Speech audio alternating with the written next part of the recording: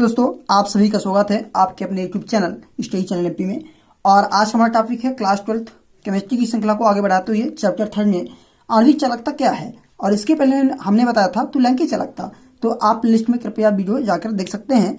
और आपको बता दूं कि आणविक चालकता और तुल्यांकी चालकता में थोड़ा सा अंतर है, ठीक है, और बहुत ही आसान तरीके से समझने वाले हैं। तो चलिए आज की इस वीडियो में हम चर्चा करेंगे आणविक चालकता और उसका मात्रक इकाई क्या होता है, सब कुछ डिटेल से, बहुत ही आसान तरीके से। तो देखिए, तो पहले हम समझेंगे आणविक चालकता क्या है, यानी उसका परिभाषा क्या है।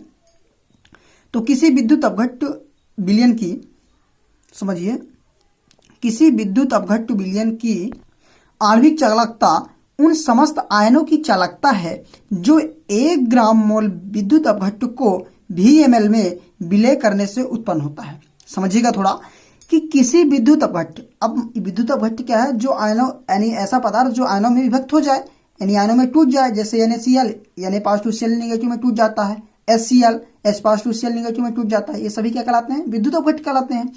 तो किसी विद्युत अपघट्ट विलयन की, यानी विद्युत अपघट्ट का जो विलयन है उसकी आणविक चालकता उन समस्त आयनों की चालकता कहलाती है, उन समस्त आयनों की चालकता। समझिएगा थोड़ा, आप आयन समझिएगा कि जैसे हमने कहा कि विद्युत अपघट्ट के रूप में कोई भी पदार्थ हमने ले लिया NaCl।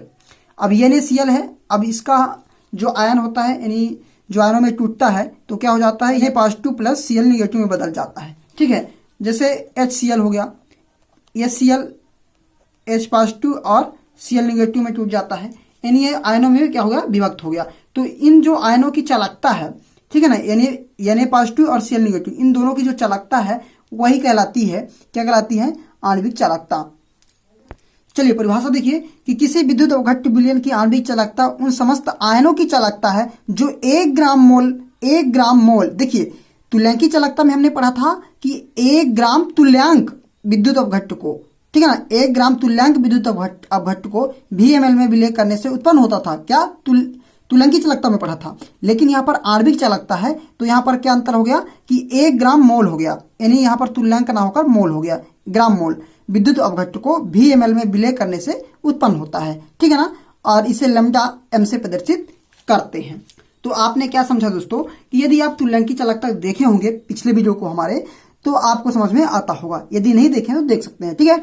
तो हमने क्या कहा कि तुल्यांकी चालकता में यहाँ पर होता था 1 ग्राम तुल्यांक, 1 ग्राम तुल्यांक यानी मोल के जगह में ग्राम तुल्यांक होता था। 1 ग्राम तुल्यांक को विद्युत अपघट्ट के VmL में विलय करने पर उत्पन्न चालकता क्या कहलाती थी, तुल्यांकी चालकता कहलाती थी। लेकिन यहाँ पर क्या है, आणविक चालकता हम पढ़ रहे हैं, यानी 1 ग्राम मोल होगा, आणविक चालकता है तो यहाँ पर 1 ग्राम मोल होगा।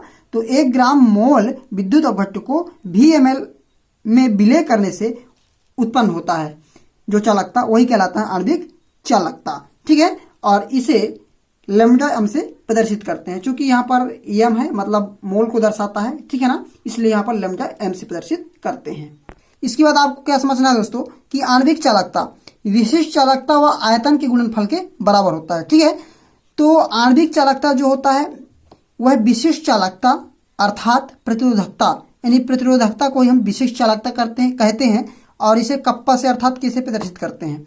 तो समझिएगा आणविक चालकता विशिष्ट चालकता व आयतन के गुणनफल के बराबर होता है, ठीक है। अर्थात लैम्डा m बराबर, लैम्डा m क्या है, आणविक चालकता है, तो लैम्डा m बराबर होता है K × V, अर्थात K क्या है यहाँ पर, K फॉर कप्पा, अर्थात इसको कप्पा बोलते हैं और यही क्या कहलाता है, विशिष्ट चालकता कहलाता है। तो यहाँ पर हमने बताया कि आणविक चालकता यानी लैम्डा m विशिष्ट चालकता अर्थात कप्पा यानी K, और आयतन यानी V, ठीक है ना, वैल्यू, ये आयतन है, तो इसके गुणनफल के बराबर होता है, यानी जो आणविक चालकता का मान होता है वह विशिष्ट चालकता और आयतन के गुणनफल के बराबर होता है, ठीक है।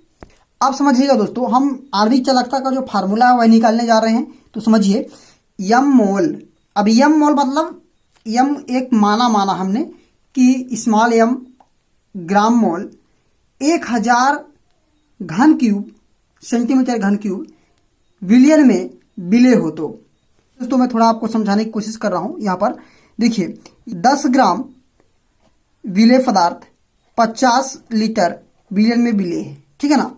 तो 1 ग्राम, अगर 1 ग्राम की बात करें, 1 ग्राम कितने लीटर में विलय होगा, तो 50/10 करना पड़ता है, यानी 10 × 50, तो 5 लीटर में आएगा।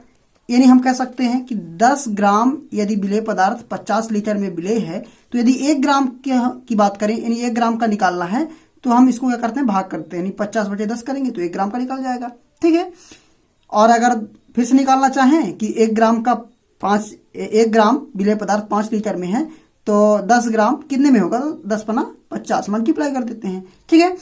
तो देखिए यहीं पर आपको समझना है यही चीज कि यदि यम ग्राम मोल, ठीक है ना, परिभाषा में हमने पढ़ा था कि 1 ग्राम मोल, लेकिन यहां पर यम ग्राम मान लिया हमने कि यम ग्राम, ठीक है ना, तो 1000 घन सेंटीमीटर बिलियन में विलेय हो, तो 1 ग्राम मोल, तो 1 ग्राम मोल की बात कर रहा हूं, तो 1000/यम हो जाएगा। अब यम का मान यहां पर ज्ञात नहीं है, हमने माना है, ठीक है ना, तो यम हमने लिख दिया। 1000/यम घन सेंटीमीटर में विलेय होगा। अतः दोस्तों v बराबर 1000/यम घन सेंटीमीटर हम लिख सकते हैं। ठीक है ना, जो v का मान है ये, ठीक है, कितना है, 1000/यम। तो यहां पर देखिए आप, ये जो आपका v है यहां पर समीकरण 1 में, तो यहां पर हम v की जगह इतना हम ले सकते हैं। ठीक है ना, यानी v का बराबर 1000/यम हम यहां पर इस फार्मूले में लिख सकते हैं। तो चलिए लिख देते हैं। तो देखिए कितना हो जाएगा, लैम्डा m बराबर कितना हो जाएगा, के, एक के तो रहेगा, इंटू ये जो v है, v की जगह हमने 1000/यम लिखना पड़ेगा, तो 1000/यम, ठीक, और सेंटीमीटर क्यूब। तो देखिए ये जो मान आ गया, ठीक है ना, ये क्या कहलाएगा, आणविक चालकता। यही है आणविक चालकता का फार्मूला। तो यही कहलाएगा दोस्तों आणविक चालकता का फार्मूला। ठीक है ना, यानी लैम्डा m बराबर के इंटू 1000/M और सेंटीमीटर क्यूब। तो ये फार्मूला है, ये सूत्र है, आपको ध्यान रखना है। अब चलिए बात करते हैं इसकी जो मात्रक है, ठीक है ना, यानी इकाई क्या होता है इसका, यानी आणविक चालकता का जो इकाई है वह क्या होता है। देखिए यहाँ पर मैं इकाई की बात कर रहा हूं, तो यहाँ पर देखेंगे कि इकाई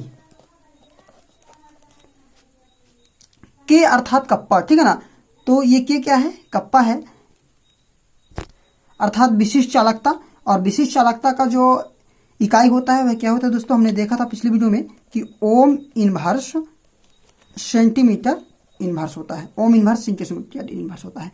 और यहाँ पर देखिए इंटू हो जाएगा, और 1000 है, ये क्या है, ये आयतन है, ये वैल्यू है, तो इसका क्या हो जाएगा, सेंटीमीटर क्यूब हो जाएगा। ठीक है, और अपान में ये क्या है, मोल है, कैपिटल एम मतलब यहाँ पर मोल है, तो यहाँ पर मोल लिख देंगे। और आगे देखिए क्या हो जाएगा कि ये सेंटीमीटर इनवर्स है और सेंटीमीटर क्यूब है। ठीक है, तो 1 से कैंसिल हो जाएगा, तो कितना बचेगा, ohm inverse into centimetre square और बट्टे में मोल। ठीक है, अब यहाँ पर देखिए ये स्क्वायर क्यों हो गया, तो समझिएगा थोड़ा कि ये आधार समान है, सेंटीमीटर सेंटीमीटर, लेकिन घात क्या है, अलग अलग है। तो आधार समान होने पर घात जुड़ जाते हैं, आपको मैथ में पता होगा। तो -1 और +3 है, तो ये बचेगा 2। ठीक है ना, तो कितना बचेगा, 2 बचेगा, तो ये 2 आ गया। इसको ऐसा भी आप लिख सकते हैं, देखिए ओम इनवर्स, ठीक है ना, इंटू सेंटीमीटर स्क्वायर और इंटू ये मोल जो है ऊपर जाएगा तो ये भी इनवर्स में हो जाएगा, मोल इनवर्स। ठीक है, तो ये हो जाएगा इकाई किसका, आणविक चालकता का। तो ठीक है दोस्तों, आज का ये वीडियो आपको कैसा लगा, अच्छा लगा हो तो प्लीज वीडियो को लाइक करें, दोस्तों के साथ शेयर करें, और हाँ दोस्तों कमेंट में जरूर बताएं, कमेंट में जरूर बताएं, ताकि हमको भी पता चले कि आप हमारा वीडियो आपको कैसा लग रहा है, और थोड़ा मनोबल बढ़ता है आप यदि कमेंट करते हैं, लाइक करते हैं। तो चलिए चलते हैं, फिर मिलते हैं नए वीडियो में नए टॉपिक के साथ। जय हिंद, वंदे मातरम।